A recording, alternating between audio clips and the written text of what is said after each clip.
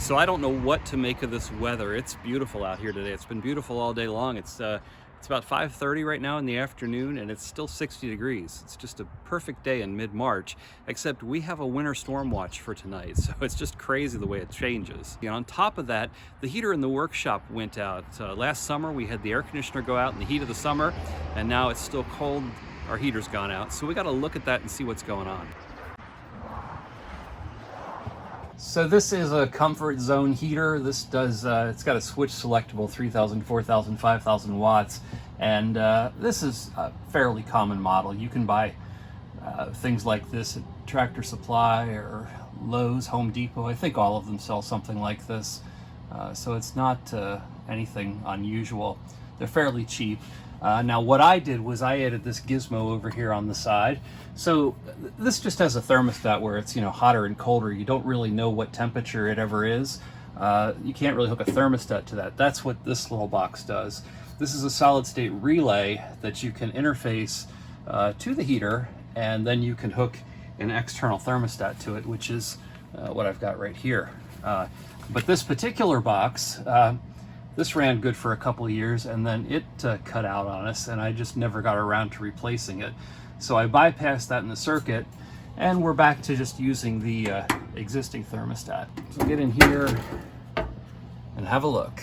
So the problem I'm currently having, if I turn the thermostat on, you hear it click, and the heating elements heat up, but the fan never turns on. And then that causes the whole thing to overheat, and then underneath here, that thing with the white sticker on it, that is an over temperature safety kickout device. So that shuts down, and then you're doing nothing. But you're really doing nothing anyways, because those heating elements just heating up with no fan behind them to force it out is not useful. So I need to figure out why the fan is not running. These right here are the wires that come down from the fan. So the first thing I want to do, I guess, is actually get a meter on there and see if we have any voltage on those wires. And then depending on whether we find voltage or not, we'll make the next decision. There's really no reason why we shouldn't have voltage there. According to the schematic, which is upside down here, that fan is directly across the wires for the heating elements. So this is not a case where that fan waits for the heater to warm up before blowing. The way this works is as soon as the contacts close on the thermostat, it turns on the heating elements and the fan at the same time. And then this is our overheat breaker right there.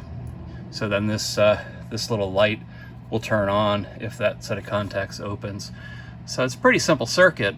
I'm kind of thinking that maybe the fan motor itself just went out, but I'm not going to do it until I get in there and start measuring some voltages. All right, let's get our meter in here on that terminal, and we'll turn it on. It's on. Go up here, and that's 242 volts. So that means we're getting voltage to the fan. Just means something's wrong with the fan itself.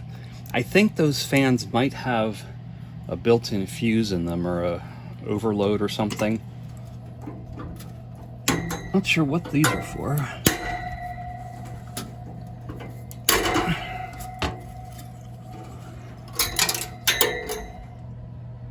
All right, well, let's try to get that out of there.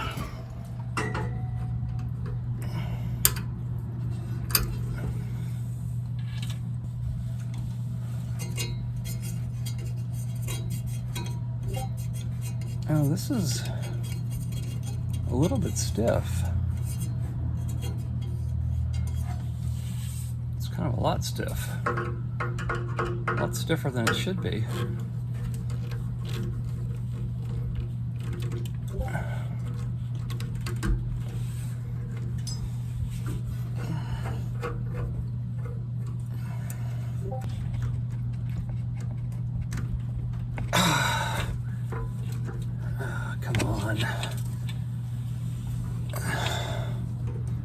Don't strip.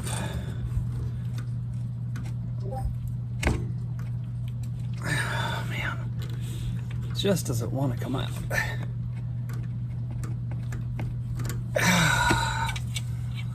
All right, vice grip time.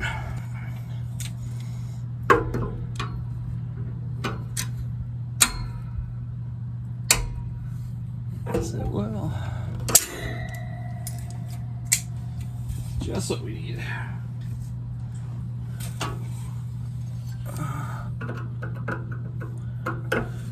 I did turn the breaker off. Okay. Get that screw out of there.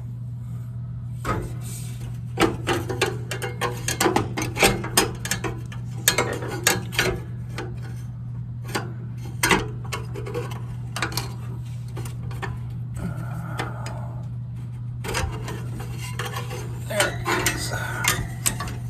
Back here.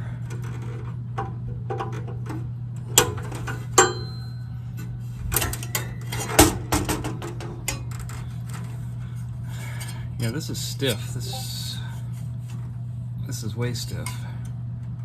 And actually, well, it will come apart. It's not staked together. So there's a chance we can fix this. Let me get the wiring connections unplugged over there and get this on the workbench.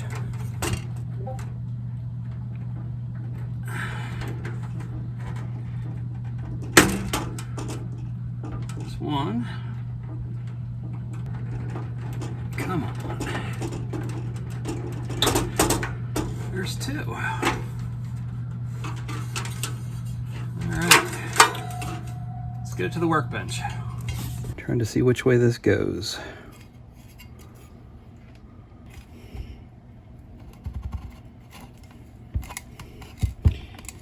It is a reverse thread.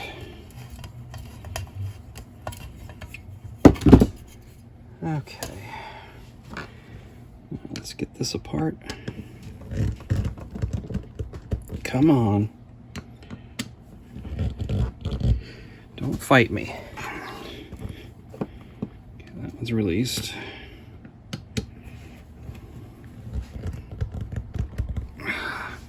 There it goes.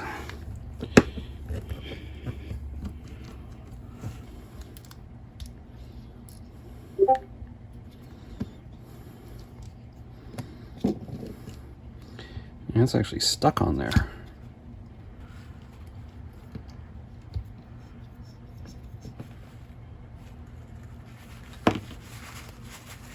I think this rear bearing just got a little bit dirty. I think we can clean it and lube it up and at least get a few more months of service out of it. At least get us through the winter. I'd really like to put in a mini split that has heating and cooling capabilities. Yeah, I think we can get that cleaned up.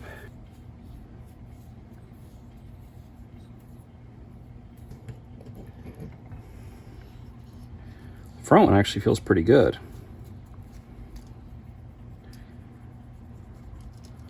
So a little bit of scoring on the shaft there.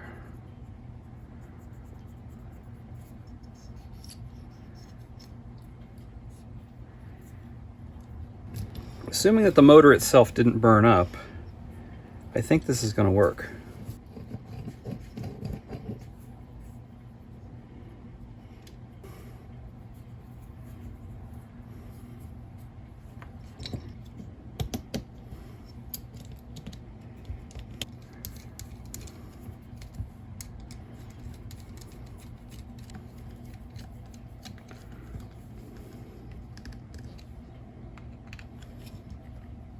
Clean off these blades.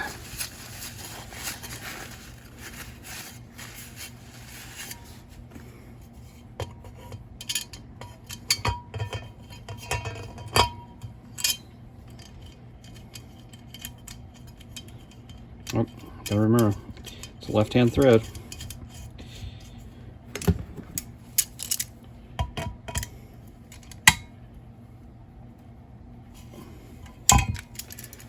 Okay. Yeah, that's much better. I think there's a pretty good chance this is going to work. Let's get it reinstalled.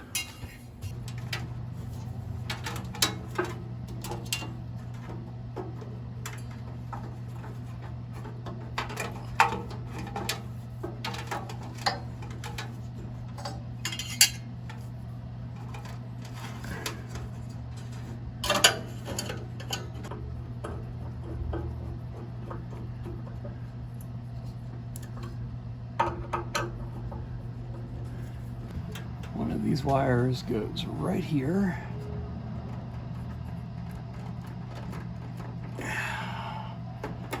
The other one goes up here. Okay, those are in. Guess the moment of truth to see whether the fan starts or not. Breaker's on. Get you up here. You should be able to see the fan if it runs. Here we go.